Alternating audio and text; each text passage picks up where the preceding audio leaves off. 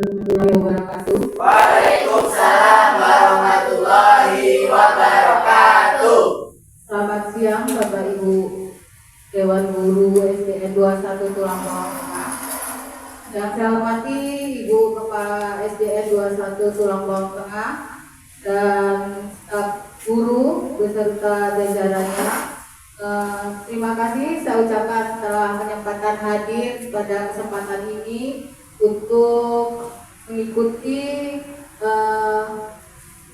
seminar yang saya adakan dari tugas dari guru penggerak, yaitu menyebarkan pemahaman penerapan budaya positif di SDN 21 Tulang Bawang Tengah.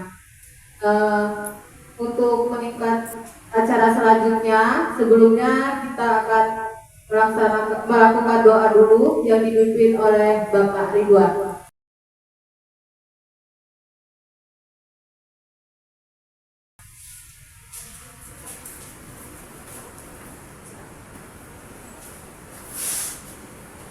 Assalamualaikum warahmatullahi wabarakatuh. Waalaikumsalam warahmatullahi wabarakatuh. Mari Bapak Ibu, sebelum kegiatan kita berdoa dahulu. Mudah-mudahan dengan berdoa kegiatan hari ini bisa berjalan dengan lancar. Al-Fatihah.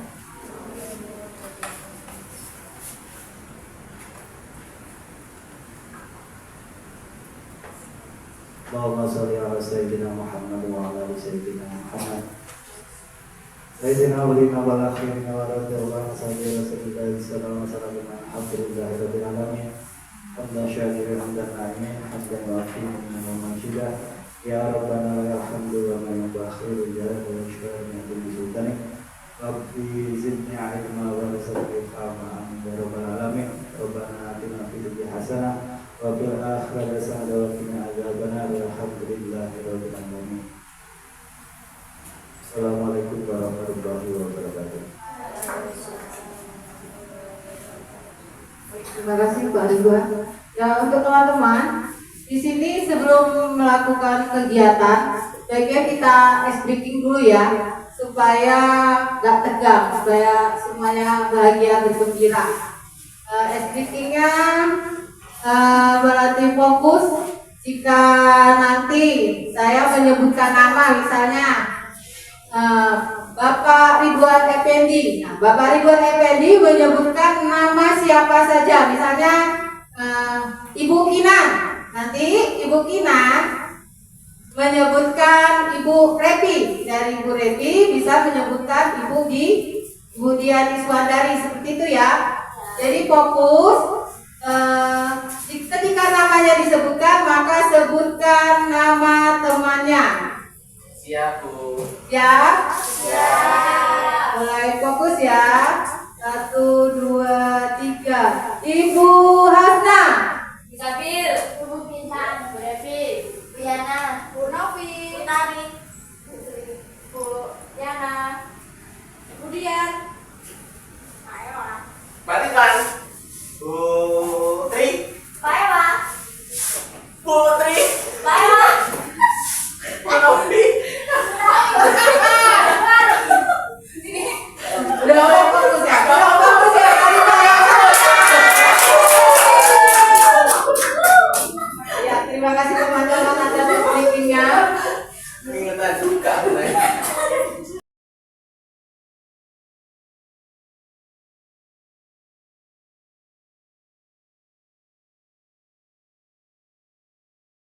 Baik Bapak Ibu, di sini saya menyampaikan menyebarkan pemahaman dan penerapan pengalaman budaya positif di SDN 21 Tulang Bawang. Ini adalah rencana SDN 21 Tulang Bawang Tengah.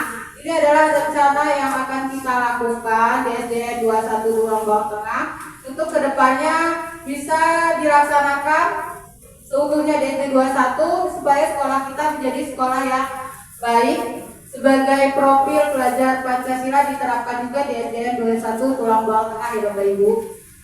Untuk pembahasannya saya akan tampilkan slide PPT seperti ini. Nah, di sini apakah yang dimaksud dengan budaya positif? Kira-kira apa ya Bapak Ibu budaya positif? Baik. Budaya apa? Budaya yang baik. Lalu siapa lagi? Apa lagi ya kira-kira? Yang positif. Kira-kira positif.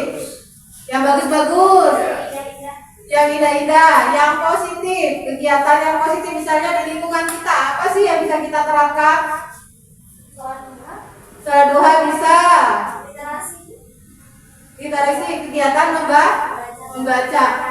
Yang dimaksud dengan budaya positif itu adalah hal-hal yang mengarahkan ke arah hal-hal yang baik, kedisiplinan sesuai dengan profil Pancasila, mengerti dengan budidaya luhur, berbudi pekerti luhur seperti itu.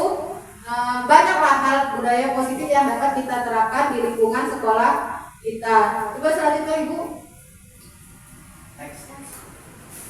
Nah, di sini ada konsep inti budaya positif. Yang pertama yaitu perubahan paradigma positif, disiplin positif, nilai-nilai kebajikan, kebutuhan dasar manusia, motivasi perilaku manusia, posisi kontrol guru, keyakinan kelas, segitiga restitusi. Ini dari awal kita akan membahas yaitu perubahan paradigma. Lalu disiplin positif, nilai kebajikan, serta di segitiga restitusi. Next. Di sini adalah pembelajaran dengan paradigma baru. Pembelajaran dengan paradigma baru merupakan pembelajaran yang dirancang berdasarkan prinsip pembelajaran berdiferensiasi sehingga peserta didik belajar sesuai dengan kebutuhan berdasarkan tahap perkembangan sesuai dengan teori psikologi modern, mewujudkan profil pelajar Pancasila. Nah, di sini dia Ibu, mewujudkan profil pelajar Pancasila diawali dengan mandiri, menciptakan siswa yang mandiri, bernalar kritis, lalu kreatif, bergotong royong, berkebinekaan global. Setelah itu beriman bertakwa kepada Tuhan Yang Maha Esa. Itu adalah pembelajaran dengan paradigma baru. Jadi kita menciptakan siswa itu mandiri dulu. Setelah mandiri, dia memiliki nalar kritis, kreatif, mempunyai sifat gotong royong, berkebinekaan global, lalu bertakwa kepada Tuhan Yang Maha Esa. Nah, pembelajaran dengan paradigma baru. Untuk membangun budaya positif, sekolah perlu menyediakan lingkungan yang positif, aman, nyaman, agar murid-murid mampu berpikir, bertindak, dan menciptakan dengan merdeka, mandiri, dan bertanggung jawab. Hasilnya disiplin terkait dengan kontrol dan hal kontrol guru yang dalam menghadapi murid. Nah, di sini Bapak Ibu, kadang-kadang kita sekolah itu melupakan bahwa siswa juga membutuhkan lingkungan yang nyaman, yang aman, dan memiliki kebebasan untuk siswanya. Kebebasan yang dalam arti hal yang baik ya. Kenyamanan atau agar kenyamanan untuk siswa itu bukan berarti kelasnya harus bagus Bapak Ibu. Kenyamanan supaya dia nyaman berada, tidak tertekan. Itu dalam hal positifnya ya, kenyamanan, bukan karena harus lingkungan kelasnya bagus, rapi. Itu adalah hal yang utamanya adalah kenyamanan supaya tidak tertekan. Misalnya dia punya semangat belajarnya dia nyaman, tidak diganggu temannya, tidak ada tekanan dari pihak lain.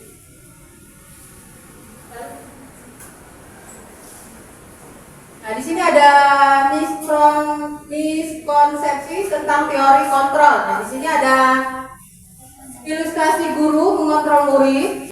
Nah, ini miskonsepsi tentang teori kontrol. Ada ilusi bahwa semua penguatan positif efektif dan bermanfaat. Ilusi bahwa orang dewasa berhak memaksa. Ilusi bahwa kritik membuat rasa bersalah, mampu menguatkan karakter. Ilusi guru mengontrol murid. Nah, kadang-kadang kita di dalam hal ini Bapak Ibu, kita sebagai guru itu kadang-kadang kritik dan membuat rasa bersalah mampu menguatkan karakter. Hal ini yang kadang-kadang kita mau kulik lagi lebih lanjutnya. Pemahaman kita ke era-era yang dulu itu ternyata salah. Kita rubah menjadi hal yang baru. Bagaimana siswa kita bisa nyaman, bisa menaati aturan sesuai dengan yang mereka tulis sendiri, Bapak Ibu. Nah, sekarang mengubah stimulus respon ke pendekatan teori kontrol. Sini ada stimulus respon dan teori kontrol. Yang pertama, realitas atau kebutuhan kita berbeda. Lalu kita akan merubah bahwa realitas kebutuhan kita berbeda. Lalu semua orang melihat hal yang sama, maka akan berubah. Setiap orang memiliki gambaran yang berbeda. Kenapa? Semua orang tidak melihat hal itu dari sudut pandang mereka itu sama. Karena setiap orang memiliki gambaran dan sudut pandang itu berbeda-beda. Tidak semuanya sama dengan pemikiran kita. Yang ketiga, kita mencoba merubah pandangan orang agar sama dengan kita. Memaksakan hak bahwa apa yang saya putuskan itu adalah benar. Nah, maka akan kita rubah. Kita berusaha memahami pandangan orang lain tentang dunia. Jadi kita berusaha memahami mereka memahami itu seperti apa. Tidak sama penyampaiannya dengan kita. Orang lain bisa mengontrol saya. Lalu akan kita rubah menjadi hanya saya yang bisa membuat kontrol diri saya sendiri. Jadi kita merubah diri kita sendiri bukan karena orang lain, Bapak Ibu. Kita akan merubah diri kita sendiri dari diri kita sendiri dulu. Jangan dipaksa oleh orang lain. Low battery. Please charge. Saat rujukan gagal. Nah, ini biasanya kita rujukan gagal kita paksakan nih Bapak Ibu. Maka kita akan kolaborasi dan konsensus menciptakan pilihan-pilihan baru. Yang terakhir, model pikiran menang kalah. Ini kadang-kadang menang kalah. Kamu harus ikut pendapat saya. Seperti itu. Model pikiran menang-menang. Jadi semuanya sama ya Bapak Ibu. Model berpikir menang-menang. Model berpikir menang kalah. Nah, kadang-kadang kita sebagai guru masih memakai paradigma stimulus model berpikir menang-menang. Itu yang kadang-kadang melekat sudah mendarat daging kita sebagai tenaga pendidik. Maka akan kita rubah dengan model berpikir menang-menang. Jadi sama rata, nggak egois ya Bapak Ibu. Next. Nah, di sini disiplin positif. Disiplin berasal dari kata disiplina, yang artinya belajar. Disiplin mengacu pada disiplin diri yang memiliki tanggung jawab terhadap apa yang dilakukan berdasarkan nilai-nilai yang diyakini. Lalu, disiplin positif merupakan salah satu cara penerapan disiplin yang bertujuan untuk menumbuhkan kesadaran serta memberdayakan peserta didik tanpa imbalan atau ancaman. Nah, ini yang akan kita terapkan kepada siswa kita. Terkadang kita melakukan hal yang untuk membuat siswa kita merasa disiplin itu kadang-kadang kita melakukan hal yang sebagai penghukum ya Bapak Ibu. Nah, sebagai pendidik tujuan kita adalah menciptakan peserta didik yang memiliki disiplin sehingga mereka berperilaku mengacu kepada nilai-nilai kebajikan universal dan memotivasi intrinsik di dalam perubahan perilaku ke arah yang lebih baik. Tujuan kita di sini adalah membuat siswa kita mempunyai rasa disiplin positif yang timbul dari diri siswa itu masing-masing, bukan dari paksaan kita sebagai guru. Kita akan mengarahkan hanya sebagai pengarah, sebagai teman. Ya, selanjutnya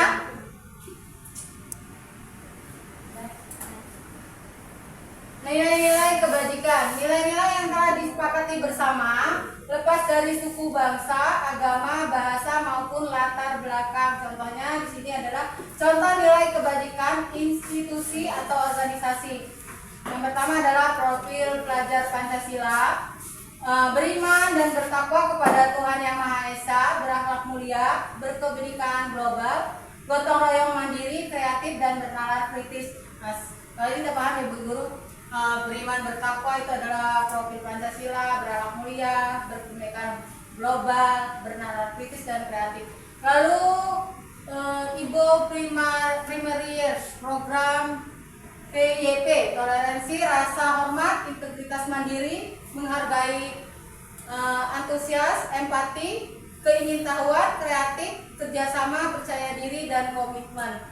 Yang ketiga, keterampilan hidup, life skill, dapat dipercaya, lurus hati, pendengar yang aktif, tidak merendahkan orang lain, dan memberikan yang terbaik untuk diri. Nah, di sini kadang-kadang kita menimbulkan pada yang ketiga, itu kadang-kadang kita masih mempunyai ego, merendahkan orang lain, dan tidak menjadi pendengar yang aktif. Kita selalu menjadi pendengar yang pasif. Nah, sama-sama nanti kita di SD ini mencoba menjadi pendengar yang aktif, lalu kita tidak merendahkan orang lain, sama-sama kita bergerak ke arah situ. Next. Nah, di sini ada di SD kita kegiatan yang sudah dilakukan, sudah berjalan. Semoga saja ini berkelanjutan sampai seterusnya, yaitu pertama sikap gotong royong itu sudah ada dengan membersihkan lingkungan, ada melaksanakan sholat duha berjamaah ini sebagai ketakwaan kita kepada Tuhan Yang Maha Esa. Lalu kolaboratifnya itu ada, yaitu menggunakan media belajar dengan memanfaatkan bahan yang ada di sekitar dan mengembangkan kreativitas inovasi siswa. Next.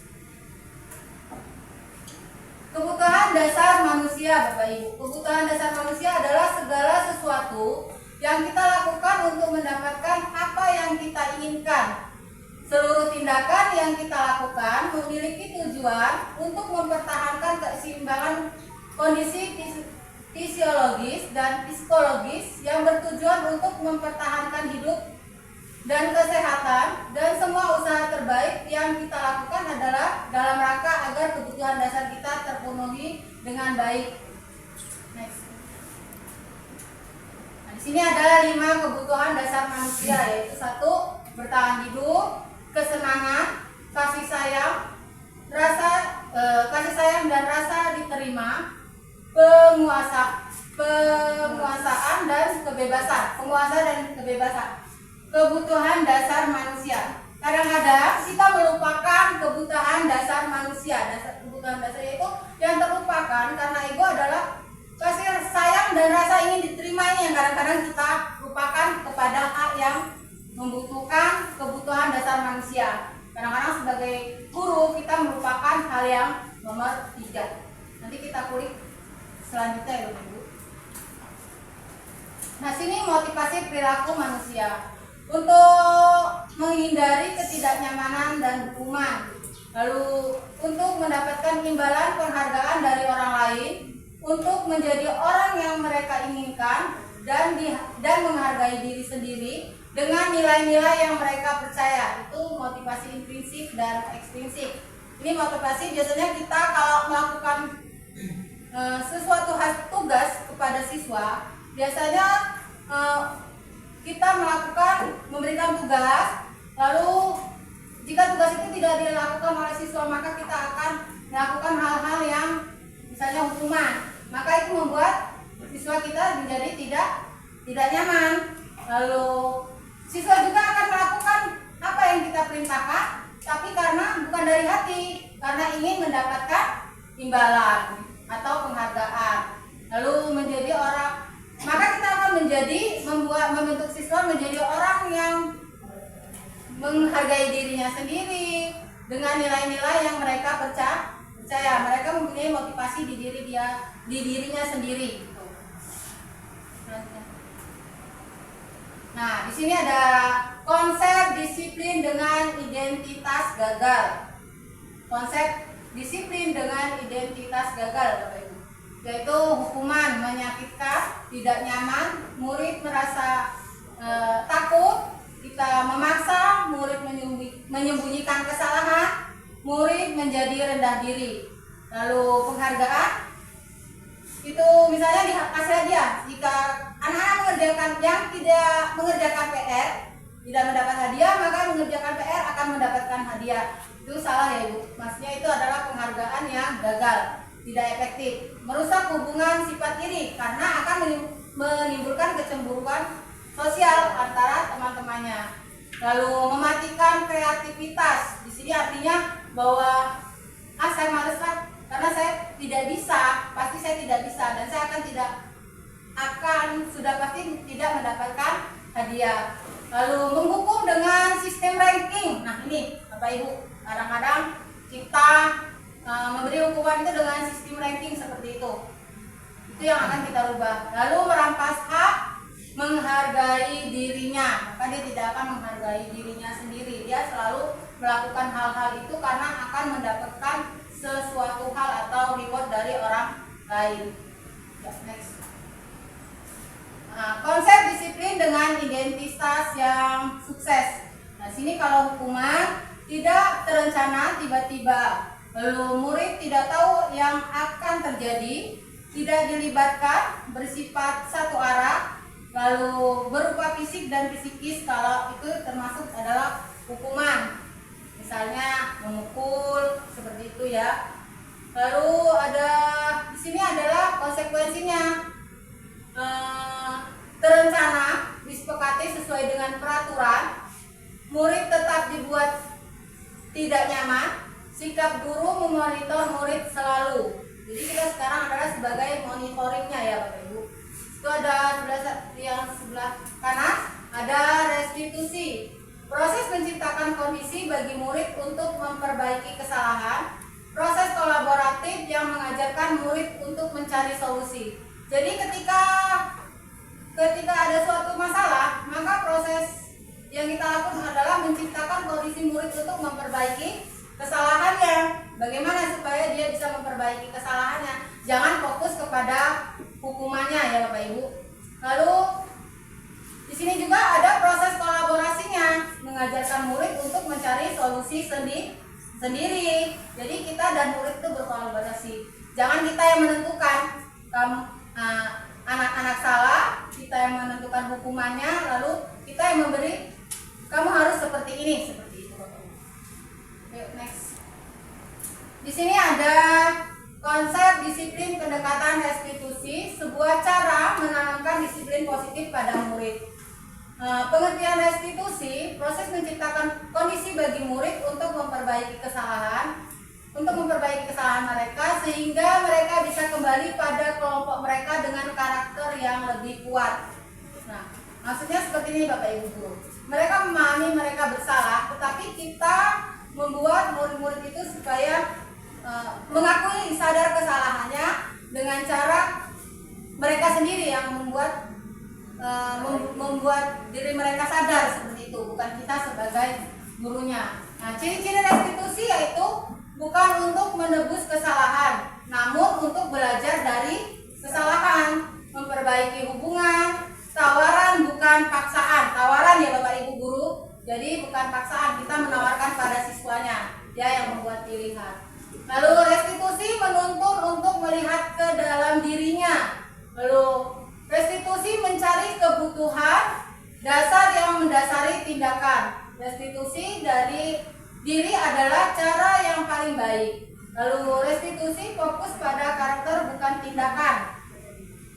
Restitusi fokus pada solusi. Restitusi mengembalikan murid yang berbuat salah kepada kelompoknya. Di sini ada segitiga restitusi, yaitu jika ada suatu kesalahan pada siswa, maka kita menstabilkan identitasnya dulu, membuat dia merasa nyaman dulu.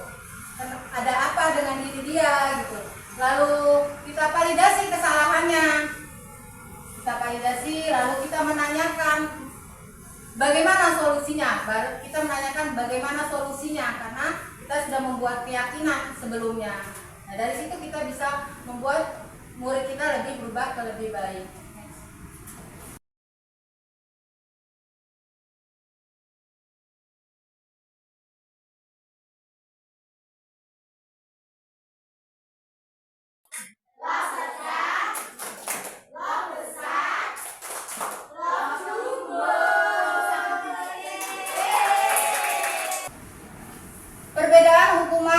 konsekuensi dan restitusi, contohnya pada kasus sering tidak mengerjakan PR. Kadang-kadang kita memang sering ya Bapak Ibu, siswa kita itu ini kayaknya semua kasus dari kelas kecil sampai kelas besar itu adalah kasusnya tidak mengerjakan PR.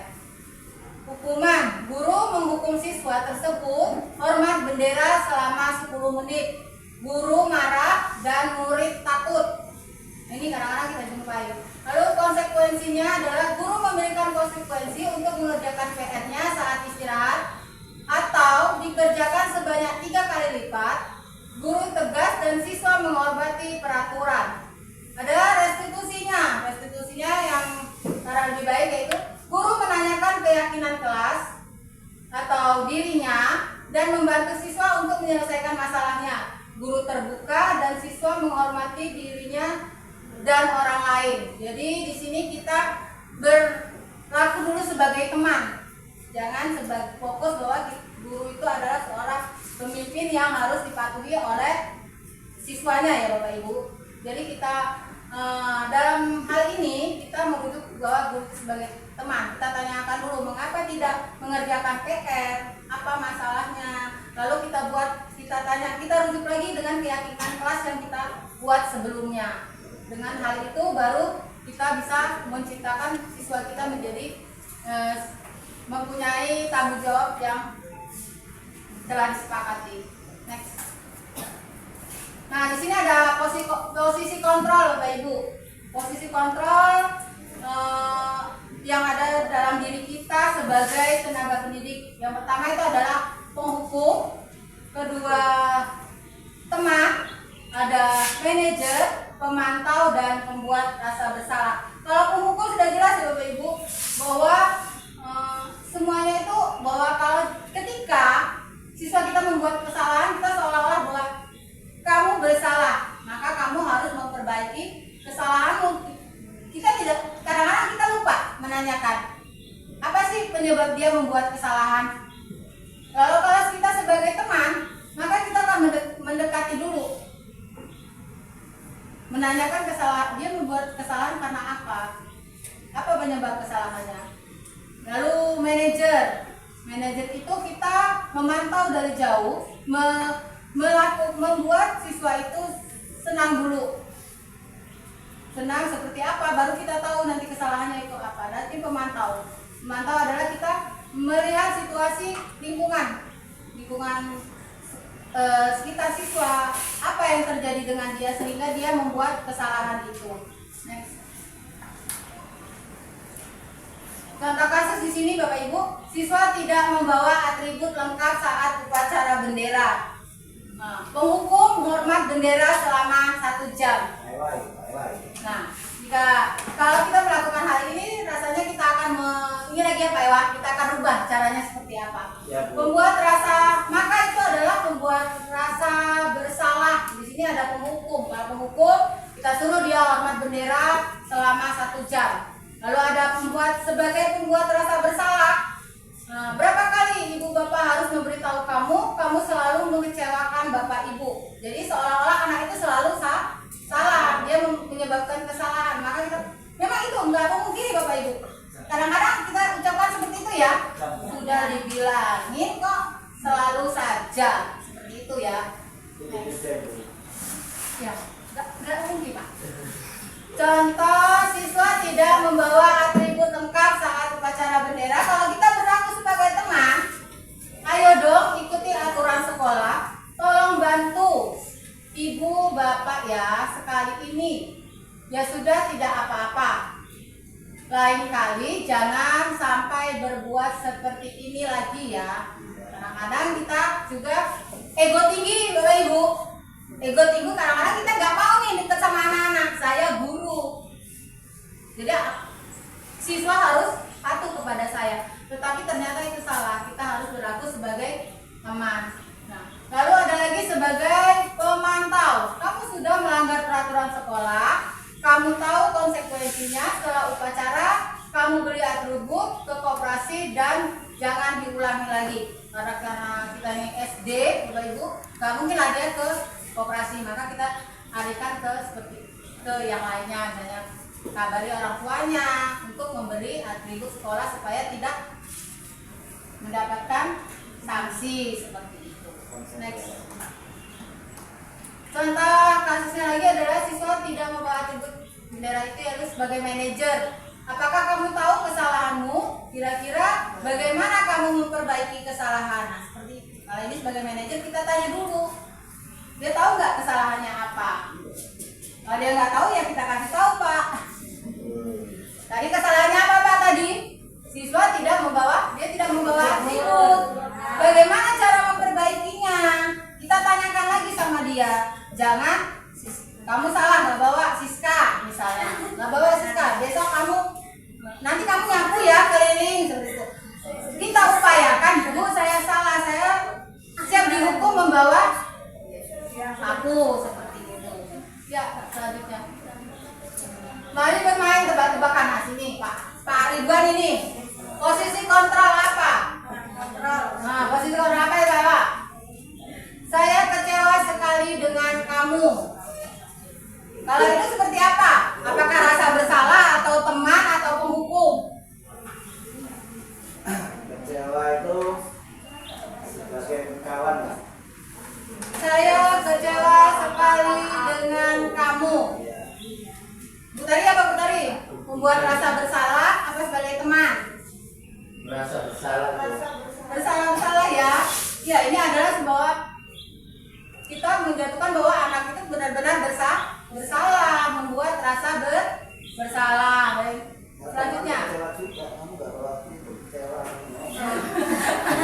Selanjutnya Bu Tari. Nah, ini posisi kontrol apakah kamu tidak pernah benar melakukannya. Hukuman. Apa? Sebagai hukuman. Penghukum ya. Ya, sebagai penghukum. Selanjutnya. Apa rencanamu untuk menyelesaikan masalah ini? Posisi kontrol apakah ini? Manajer kah? Sebagai temannya?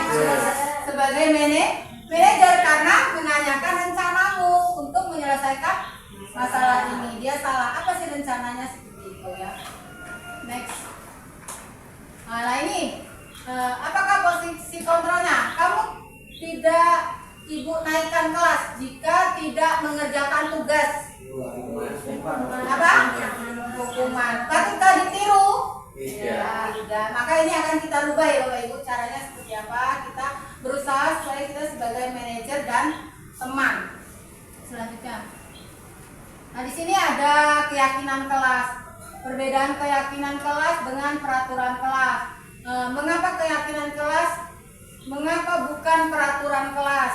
Nah, di sini kan ada keyakinan kelas. Kalau peraturan itu kita yang membuat. Kalau keyakinan kita kembalikan ke siswanya ya Bapak Ibu. Jadi siswa yang membuat kesepakatan itu. Maka dengan itu kayaknya lebih menekan memberendah rasa untuk siswa itu berbuat yang tidak sesuai dengan kehendak kita ya. Maksudnya semena-mena gitu, tidak disiplin. Keyakinan kelas adalah kesepakatan yang dibuat bersama antara guru, siswa untuk menciptakan lingkungan belajar yang positif dan produktif di kelas. Peraturan kelas di sisi lain bisa dibuat oleh guru tanpa melibatkan siswa. Tapi kalau biasanya dibuat guru tanpa melibatkan siswa itu agak kurang, dan larinya ke peraturan. Nah, saya himbau kepada Bapak Ibu guru kalau bisa sama-sama kita terapkanlah, kita buat peraturan keyakinan kelasnya itu mulai diterapkan biar kita agak mengurangi dari rasa sebagai penghukum tadi. Kita rubah mindset kita jangan jadi penghukum karena kita limpahkan kepada siswa ya. Selanjutnya pembentukan keyakinan kelas bersifat abstrak berupa pertanyaan universal dibuat dalam pernyataan positif sedikit saja agar mudah diingat sesuai dengan kondisi kelas dan sekolah sehingga mudah diterapkan. Semua warga sekolah atau warga kelas dilibatkan saat membuat keyakinan kelas. Nah, di sini Bapak Ibu contohnya ada siswa kita yang ikut membuat kesepakatan kelas pada saat biasanya dibuat itu awal-awal masuk pembelajaran awal tahun ajaran baru ya Ibu. Jadi itu siswa yang dilibatkan, tidak perlu banyak-banyak Bapak Ibu. Untuk apa kalau dia 20 tapi satu pun nggak terjadi. Kita fokus aja kemana, misalnya kata-kata apa sih yang kira-kira yang menjadi sasaran kita lemparkan kepada mereka, nanti mereka yang membuat keyakinannya. Seperti itu. Jadi jangan panjang-panjang, 30 keyakinan kelas, taunya satu pun nggak ada yang dijalanin kan, nggak sesuai juga. Selanjutnya. Nah, segitiga restitusi, suatu proses dialog yang dijalankan oleh guru agar dapat menghasilkan murid yang mandiri, bertanggung jawab, dan bertanggung jawab. Itu dia proses segitiga restitusinya. Yaitu yang contoh tadi, kalau ada kesalahan kita menstabilkan identitas dulu, lalu menanyakan, memvalidasi tindakannya dulu, lalu menanyakan keyakinan kelas.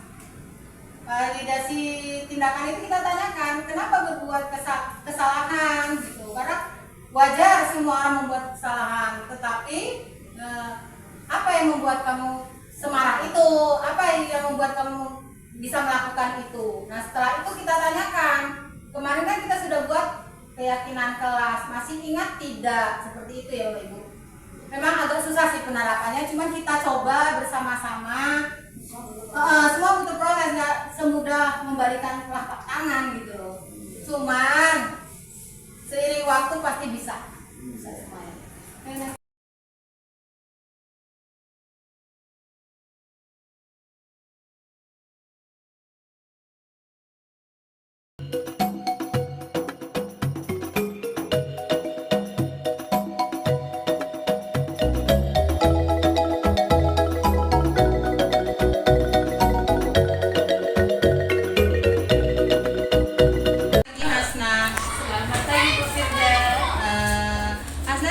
Kira-kira ibu panggil ke sini untuk apa? Mungkin karena saya terlambat datang ke sekolah ya Bu. Iya benar. Kamu ingat sudah berapa kali kamu terlambat? Sudah 3 kali Bu. Baik, tadi ibu dapat laporan dari Pak Ewa guru tiket bahwa kamu terlambat 15 menit. Apakah benar Ibu Hasna? Benar Bu. Menurut kamu datang terlambat ke sekolah itu perbuatan yang baik atau tidak? Tidak Bu, saya minta maaf. Oke, semua orang pernah melakukan kesalahan. Ibu juga pernah Bu sering melakukan kesalahan, karena setiap manusia itu tidak ada yang sempurna ya Nak ya. Sekarang ayo kita bahas, cari solusinya bagaimana sih supaya kamu tidak datang terlambat lagi. Kita cara penyelesaiannya masalah ini ya Nak ya.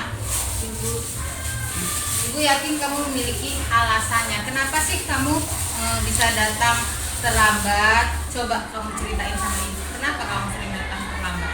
Saya bangun kesiangan Bu, jadinya datang terlambat ke sekolah. Loh, kok bisa bangun kesiangan? Kegiatanmu apa saja? Saya tidur larut malam Bu, menonton TV dan bermain handphone. Soalnya saya suka menonton novel di HP. Oke, karena kamu begadang sehingga kamu bangun kesiangan.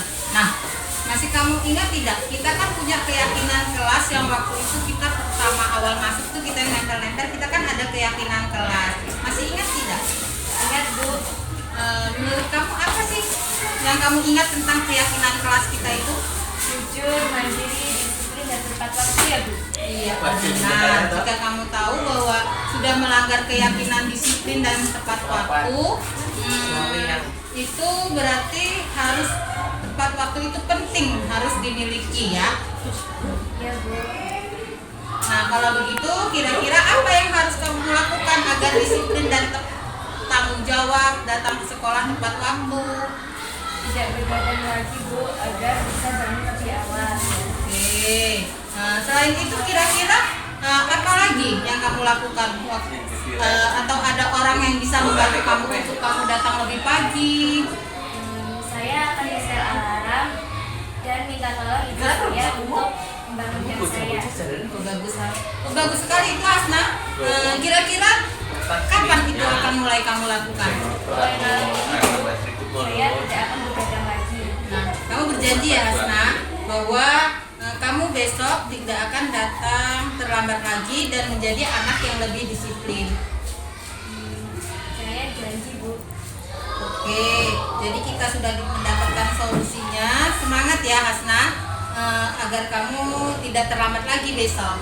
Baik, Bu. Ya, silahkan ikut pembelajaran lagi di kelas ya. Ibu. Silakan kembali ke kelas. Nah, di situ contoh yang saya terapkan, ada kemarin beberapa kasus yang saya buat seperti itu. Saya mencoba bisa atau tidaknya, kita lihat proses, memang prosesnya panjang.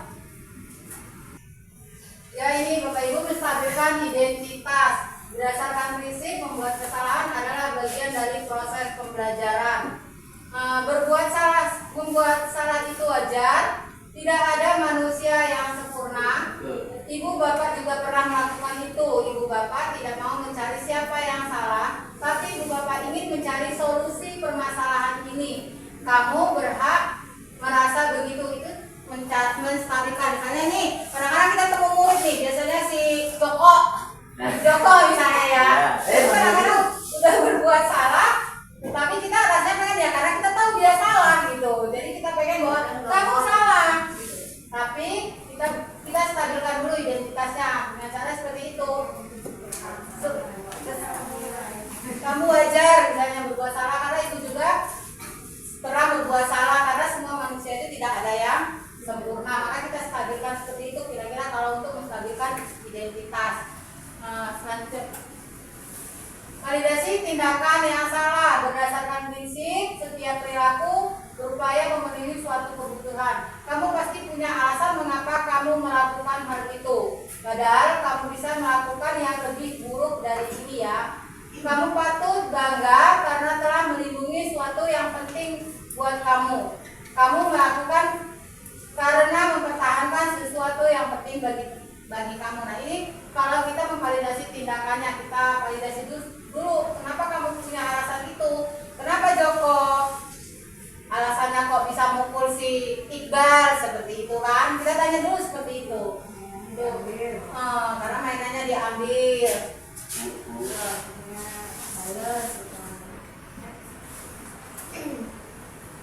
Menanyakan keyakinan. Nah, sini menanyakan keyakinannya berdasarkan prinsip dari kontrol bahwa pada dasarnya kita termotivasi secara intrinsik.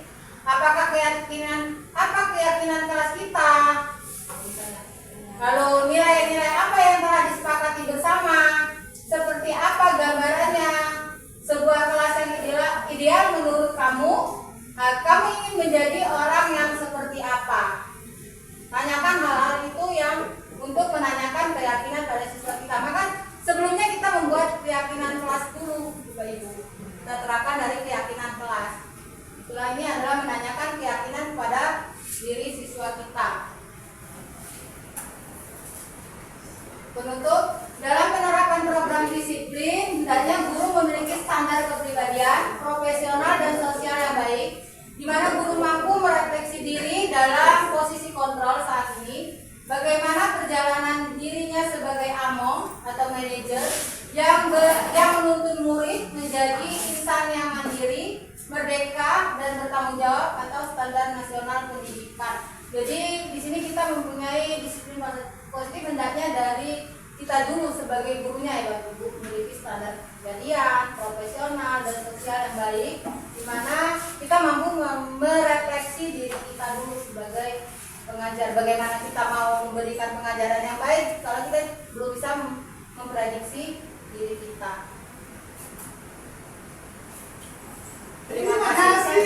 Nah,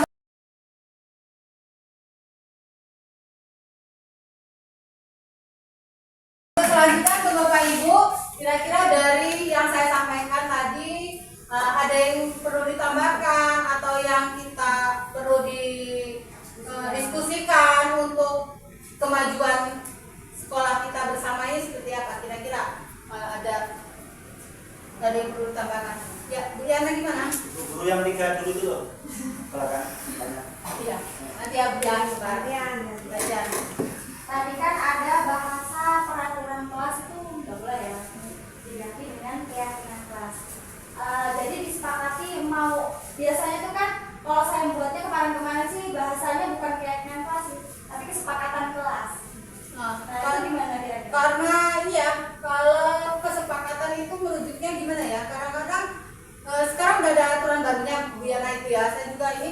sekarang dirubah menjadi keyakinan. Kayak bahasanya itu dialihkan sebenarnya sama, tapi dialihkan dan dihapus lagi menjadi keyakinan. Rasanya lebih positif. Iya, lebih positif lagi karena menjadi keyakinan kelas. Kan mumpung saya juga belum buat kan. Iya. Oh, belum buat ya, Bu ya. Ya. Udah buat maksudnya buat Belum dibuat di ininya. ya. Oh, dari Mungkin awal kalau yang soalnya udah. Jangan terlalu yakin. Berarti disepakati semua Pakainya bahwa keyakinan. rasanya keyakinan Iya. kelas gitu ya. Saya juga kelasnya masih kesepakatan, cuma Oh, ini iya. diganti. Karena ini ada yang baru kita ganti. Ya, Bu Tari gimana? Saya mau tanya, Bu. Jadi kita kan maksudnya kelas 5 juga kan sudah membuat keyakinan kelas ya, atau kesepakatan kelas. Nah, kadang tuh masih ada siswa yang tidak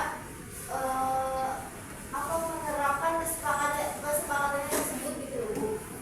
Gimana caranya sih, Bu, kalau misalnya ya kita sharing bareng ya, Bu, maksudnya gimana caranya agar si siswa ini sudah terbiasa dengan kesepakatannya tersebut, karena kadang sudah diingatkan berkali-kali tapi tetap diulangi kembali, padahal di situ sudah ditempel kesepakatannya ya, misalnya sudah ditempel besar di situ bahwa di situ memang contohnya tidak mengerjakan PR ada konsekuensinya apa gitu, terus misalnya membuang sampah sembarangan konsekuensinya apa, seperti itu, Bu.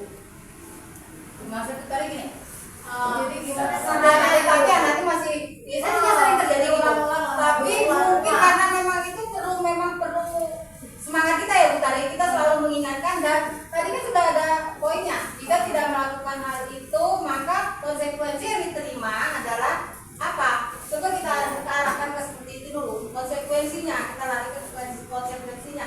Terjadi itu kan misalnya gini, ada yang tidak atau yang ribut di kelas, membawa misalnya dia membersihkan membawa sapu misalnya, coba diarahkan seperti itu. Nanti kan kalau satu kali dia membawa misalnya apa, maka kan 2 kali dia, ketiga kali, maka akan kok saya sampai 5 kali sih membawa hal itu gitu kan. Mungkin kalau dia sudah 5 kali ya mungkin lebih baik saya apa sih susahnya membuang sampah di tempatnya daripada saya harus melakukan hal ini seperti itu. Memang itu kita memang harus selalu aktif, maksudnya selalu mengingatkan. Kalau kita lupa mengingatkan maka akan hilang, karena itu Pak, semuanya diawali dengan kebiasaan yang memang harus diterapkan. Ada lagi Pak Iwan? Atau yang lainnya boleh? Iya ya. Nah, jadi Bapak Ibu Guru, kalau kita buka di PMN itu, di modul itu ada 3 materi di modul itu ya. Yang pertama itu berkaitan dengan hukuman, yang kedua itu berkaitan dengan konsekuensi, dan yang ketiga itu berkaitan dengan restitusi. Nah, konsekuensi itu salah satunya memang yang sudah kita terapkan ya.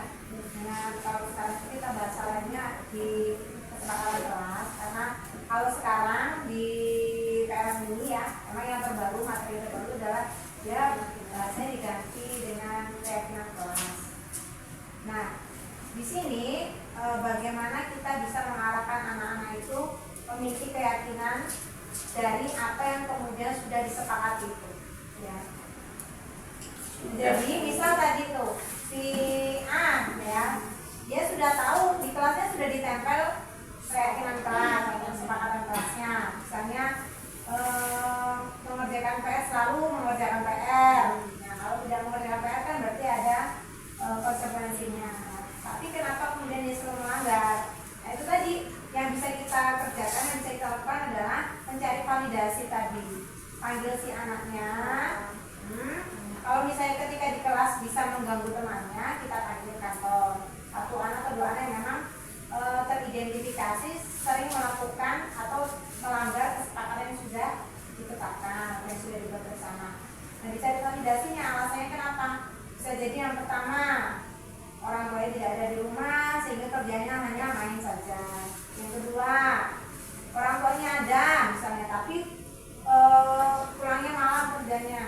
Atau yang ketiga, tinggal bersama mamanya, ibunya, mbahnya itu yang memang tidak memahami bahwasanya anak itu harus belajar.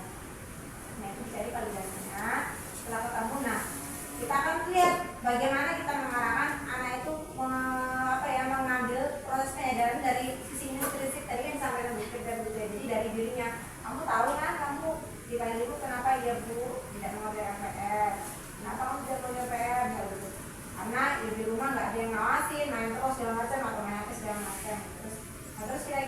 dengan tidak memenuhi KPR kamu dapat apa gitu kan, kamu rugi atau tidak. Nah, kita arahkan dari untuk bahasa penyadaran bahwasanya kalau saya nggak model MPR saya merugi.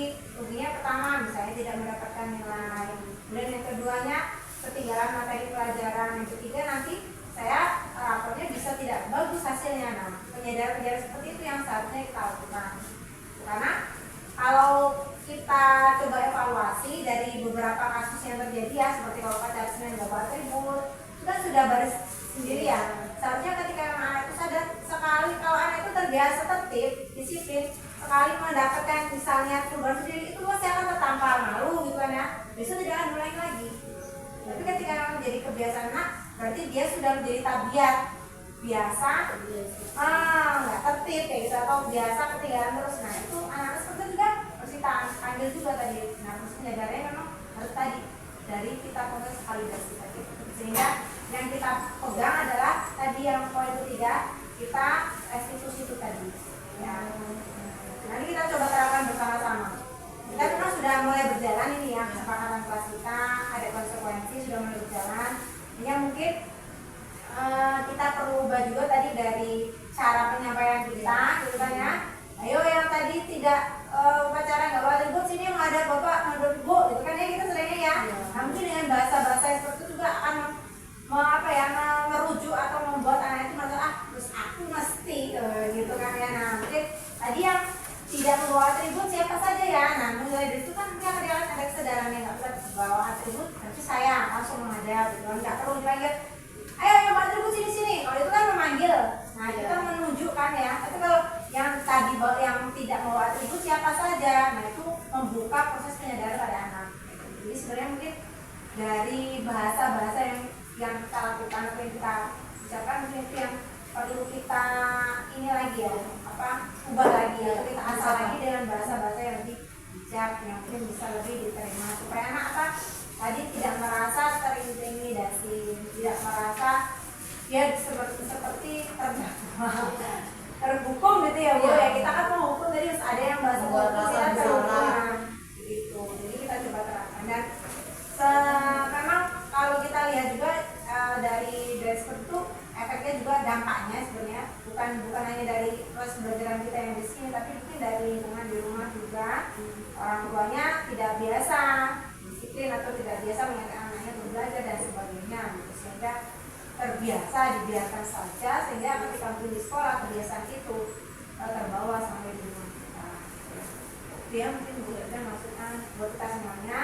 Dari Bu Firda tadi berkaitan dengan budaya positif bagus sekali.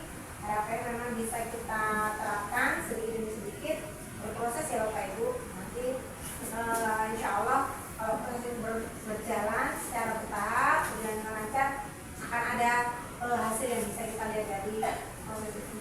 Terutama mungkin dalam diri anak-anak ya, yang kita harapkan memang anak-anak menjadi lebih baik lagi. Terima kasih Bu Dian. Ya itulah teman-teman ya, pemahaman dan penerapan budaya positif. Semoga di sekolah kita mulai dari hari ini bisa kita terapkan budaya positifnya. Ada kolaborasi kita semua antara guru dan siswa untuk mencapai hal ini. Karena kalau tidak ada kolaborasi antara siswa dan gurunya, maka ini tidak akan tercapai. Dan intinya adalah kita sebagai tenaga pendidikan dulu lah, kita refleksi dulu diri kita. Gak mungkin saya juga sebagai pendidik kadang-kadang melakukan hal itu. Jadi saya ingin mulai mencoba merefleksi, oh ternyata yang saya lakukan itu adalah salah, saya ingin merubahnya seperti ini, yang lebih baik, karena kita ingin menciptakan sekolah yang ramah anak, yang membuat anak itu nyaman. Kalau anaknya sudah nyaman, insya Allah mereka akan semangat dan kembali lagi ke budaya positif kita pun akan berjalan dengan baik. Intinya itu tadi, kita ada refleksi dulu dari diri kita, lalu ada kolaborasi antara semua pihak yang ada di sekolah kita. Karena kalau misalnya penerapan ini yang melakukan hanya saya, teman-teman yang lain tidak, itu kan tidak akan berjalan dengan baik. Jadi kiranya itu saja yang bisa sampaikan. Sebelumnya saya ucapkan terima kasih karena sudah membantu supaya tujuan kita ini bisa tercapai ya Bapak Ibu, bisa terlaksana dengan baik. Akhirnya assalamualaikum warahmatullahi wabarakatuh. Waalaikumsalam.